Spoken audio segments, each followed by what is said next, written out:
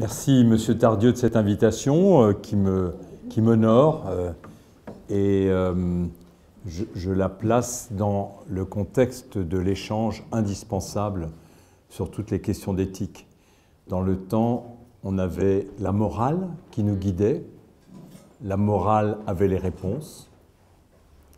Aujourd'hui, cette transcendance-là, sur une société multiculturelle comme la nôtre, il n'y a plus personne qui peut faire acte d'autorité dans ces questions-là.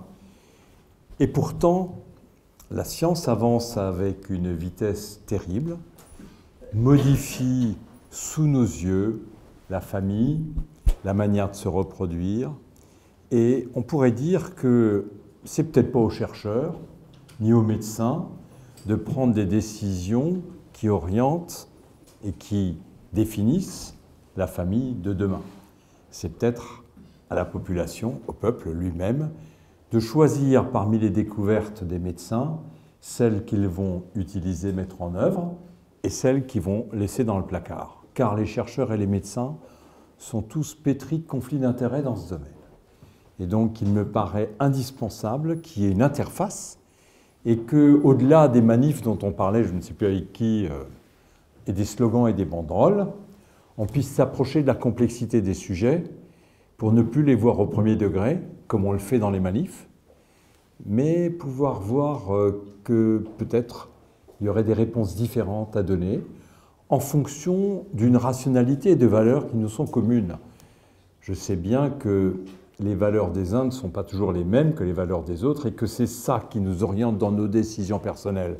Et il n'y a jamais de signe supérieur d'une valeur à une autre. Mais il y a des valeurs communes à notre pays qui peuvent nous permettre de sortir un tout petit peu de la situation un peu gelée de notre société sur toutes ces questions. Je dis gelée parce qu'il n'y a même plus de débat. Il n'y a plus de débat.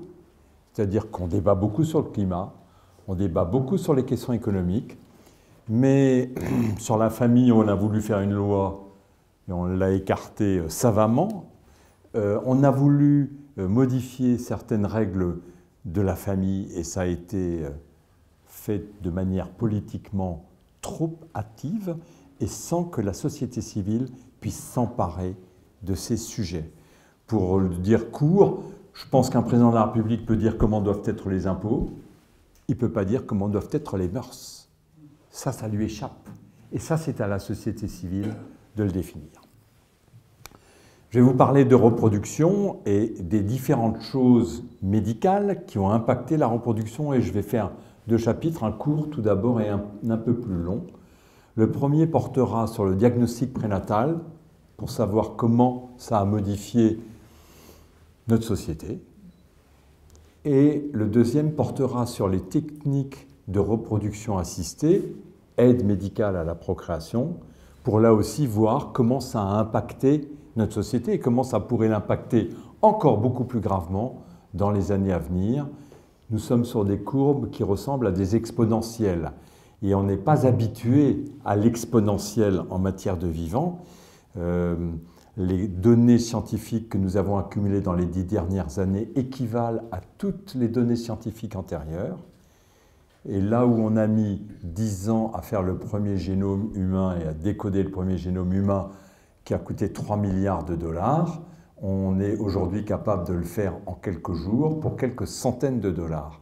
Et donc cette loi exponentielle qui s'applique aux systèmes informatiques, qui s'applique également aux connaissances scientifiques, mais aux connaissances biologiques, va extrêmement vite. Il n'y a pas d'année maintenant où il n'y ait pas une révolution susceptible de modifier. La dernière en date, c'est le CRISPR-Cas9, copier-coller les gènes et modifier un génome.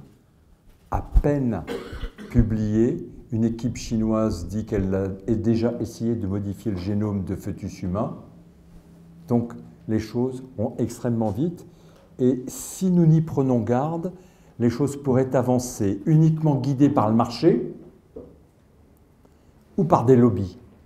Dans les deux cas, ce n'est pas bon.